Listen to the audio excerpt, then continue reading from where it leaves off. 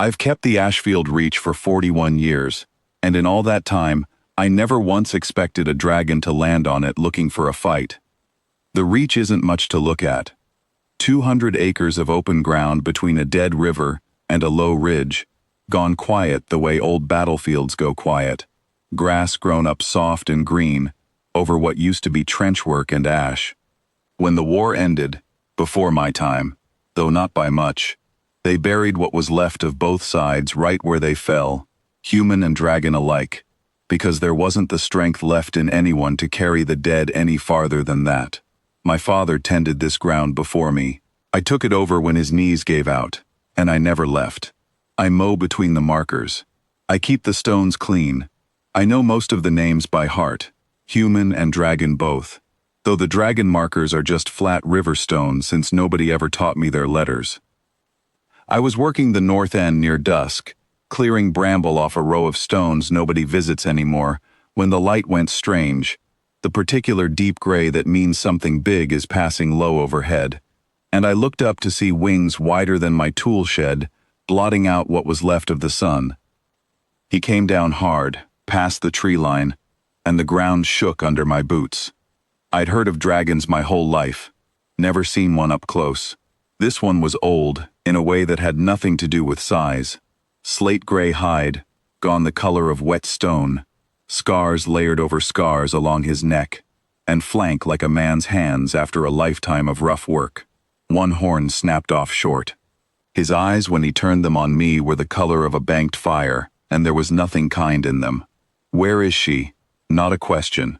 A demand dragged up out of something that had been waiting a long time to ask it. I didn't run. I want to say that was courage, but the truth is simpler. I'm 73 years old. My hip's been bad since the Ferris winter, and there was nowhere on that open ground I could have gotten to before he did. So I just set down my shears and said, "Where's who?" The rider who flew with the long wing at the Reach's last stand, Valeth.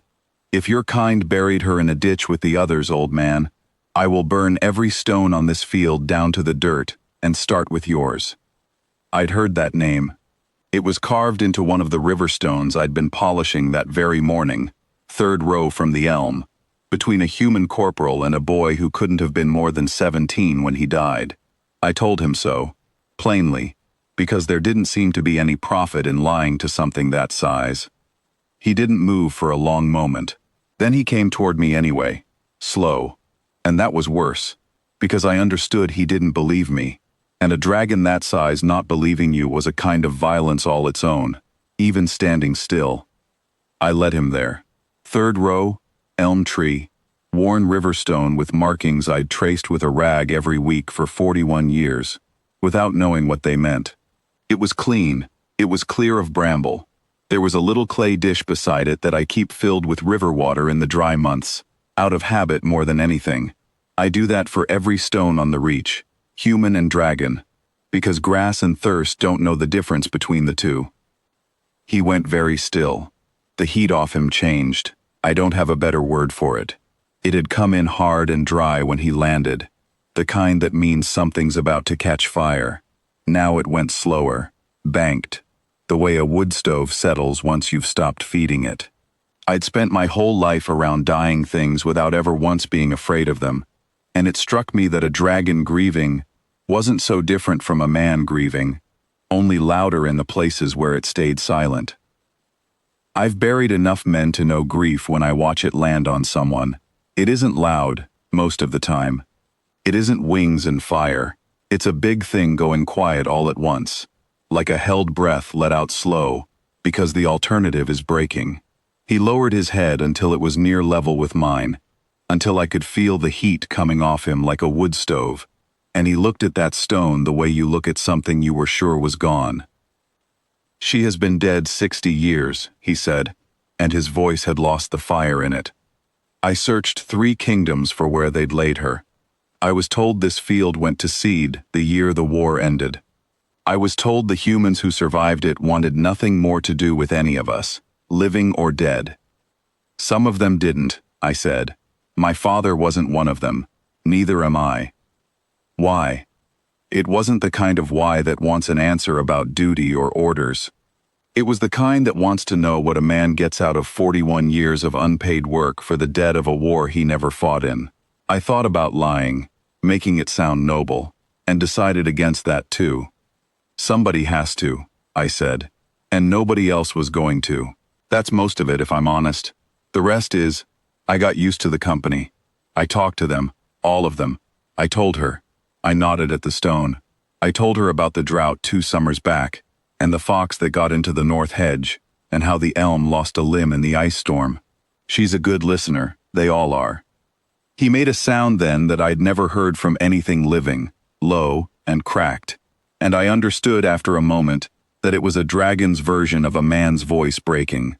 He folded down onto the grass beside her stone, wings coming to rest around it like a hand closing gently around something small, and he stayed like that long enough that the sun went all the way down and the stars came out over the reach, the way they do every clear night, indifferent to what's grieving underneath them. I came here to kill whoever let her rot forgotten, he said, eventually, quiet now. I have carried that intention for 60 years. I do not know what to do with it, now that it has nowhere left to go. Set it down, I said. It's heavy, and you don't need it anymore. He didn't answer that. Dragons don't say thank you the way men do, I've since learned.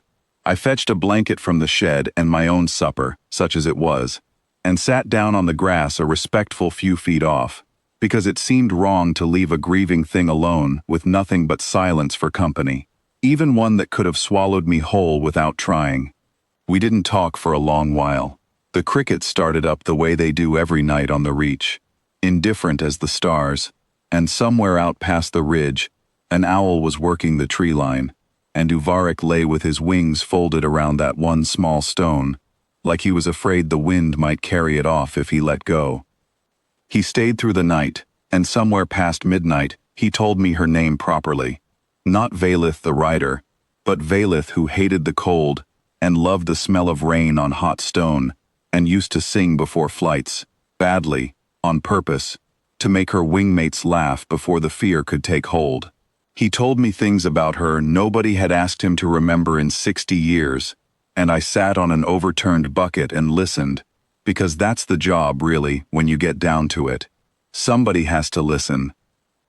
Near dawn he rose, and I thought that would be the last of it, that he'd fly off and I'd go back to my bramble clearing and my clay dishes and never see him again. Instead, he lowered his head to my level one more time. My name is Uvarik, he said. I was warden of the Long Wing, before there was no Long Wing left to warden. I am going to fly to what remains of my kin and tell them the truth of this field, that it was never abandoned, that an old man has kept faith here for 2 lifetimes running, while we assumed the worst of you. That debt does not end with me finding out. I told him I didn't need anything for it. He looked at me the way you look at someone who said something a little foolish and a little fine at the same time, and before he left, he set one loose scale, dark as slate, on the ground at the foot of Valith's stone. For the dish, he said, keep filling it. I still do. Every dry season, same as always. The scale's still there too, half buried now under new grass, and some mornings, when the light catches it right face, I think about an old warrior who came here carrying 60 years of fire, and left it finally, in the one place on earth that had never stopped honoring what he'd lost. I never did see him again. I don't need to. The reach is quieter now than it's been in a long while, and I've come to think that's its own kind of thank you, the kind that doesn't need saying twice.